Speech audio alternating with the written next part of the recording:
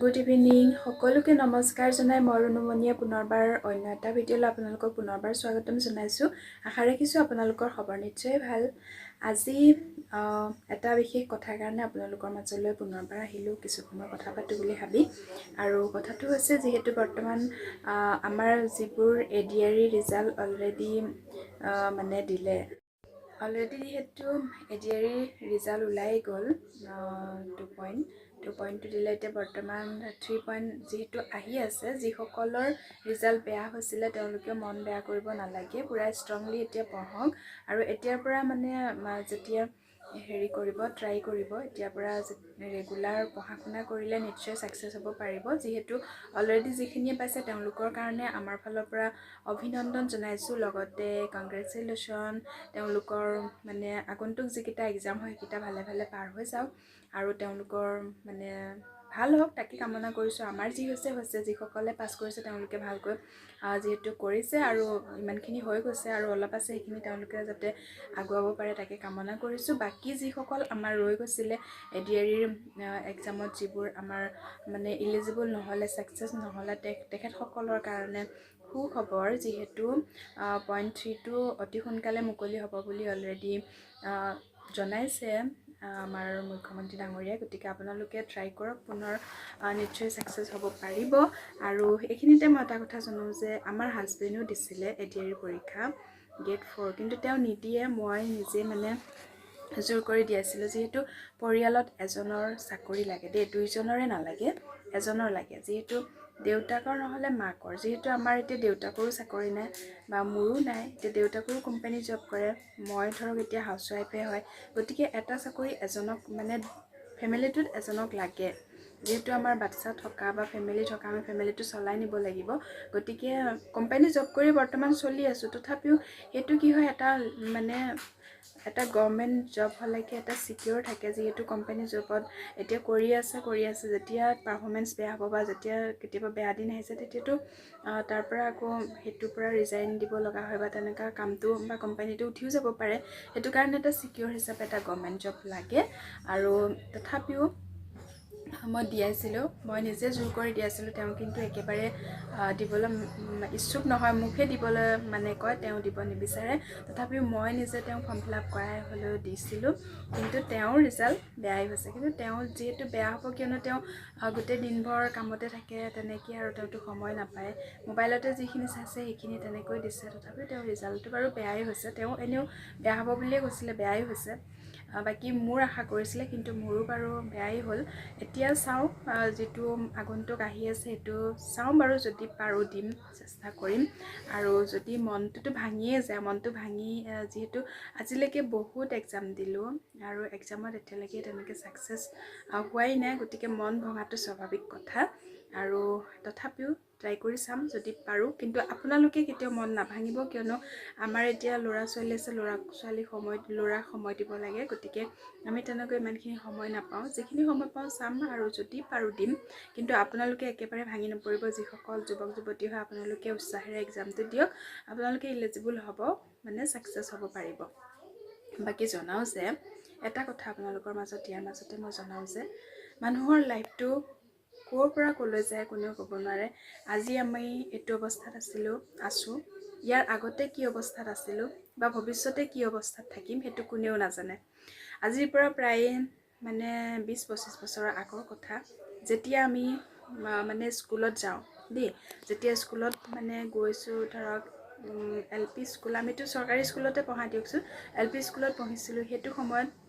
এনেকুৱা এটা দিন আছে যিখিনি আপোনালোকক আজি হেতু কথা কাৰণে শেয়াৰ কৰিব বিচাৰিছো চাকৰি কিয় লাগে বা আমি কিয় চাকৰি এটা আশা কৰি থাকো বা ঘৰটো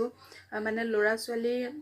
আগতে আমাৰ মাহতে হেতু ধৰক পঢ়া শুনা নাছিলে মাহতে হেতু কথা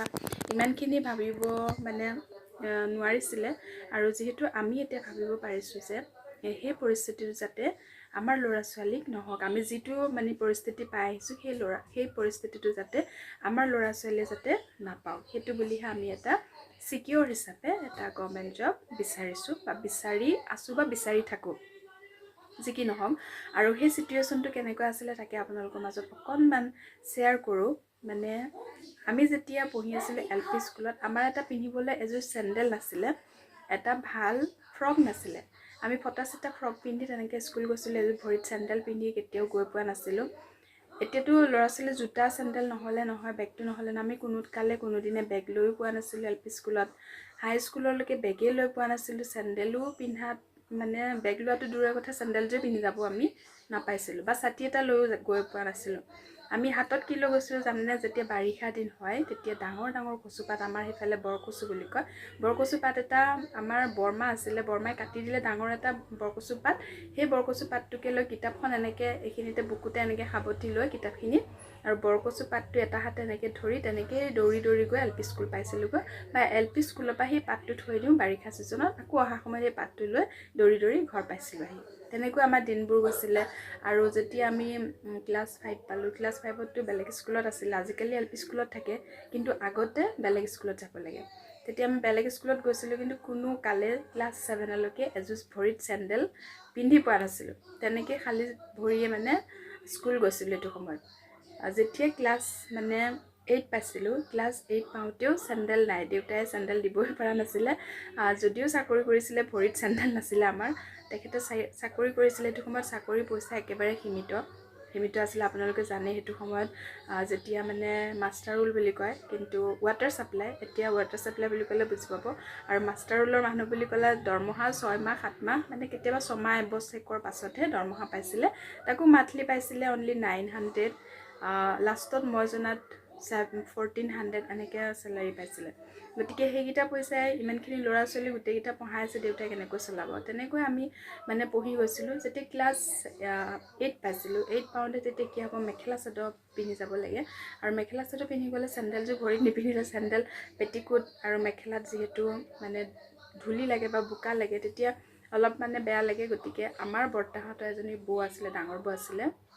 সেই ডাঙৰ বৈ পিন্ধা ঘৰত পিন্ধা এযোৰ হাৱাই চেণ্ডেল আছিলে সেই ক্লাছ 8ত যেতিয়া পঢ়িছিলোঁ তেতিয়া সেই আমাৰ বৌৰ হাৱাই চেণ্ডেলযোৰ মই পিন্ধি গৈছিলোঁ যেতিয়ালৈকে মেট্ৰিক দিয়া নাই তেতিয়ালৈকে সেই বৌৰ হাৱাই চেণ্ডেলযোৰকে আলনাত থৈ দিয়ে সেইযোৰকে লৈ পিন্ধি অহা যোৱা কৰিছিলোঁ কিন্তু বেগ কোনোদিন লৈ পোৱা নাছিলোঁ বা ছাতিও কোনোদিন আমাক দিয়াও নাছিলে সেই কচুপাতটো লৈ ছাতি মানে মেট্ৰিক দিয়ালৈকে তেনেকৈ পাৰ কৰিছিলোঁ তাৰপাছত যেতিয়া মেট্ৰিক পাছ কৰিলোঁ তেতিয়া ধৰক দেউতাই এখন চাইকেলো দিলে দেই মেট্ৰিক দিয়াৰ আগে এখন চাইকেল দিলে তাৰপিছত চাইকেলখনো তেনেকৈ কিবা এটা কৰি দিছিলে মায়ে ছাগলী বিক্ৰী কৰিছিলে তাৰপিছত তেনেকৈ দেউতাই তেনেকৈ মিলাই পেলাই চাইকেলখন দিছিলে তাৰপিছত তেনেকৈ গৈ তেতিয়াবা চাইকেল এখন লৈ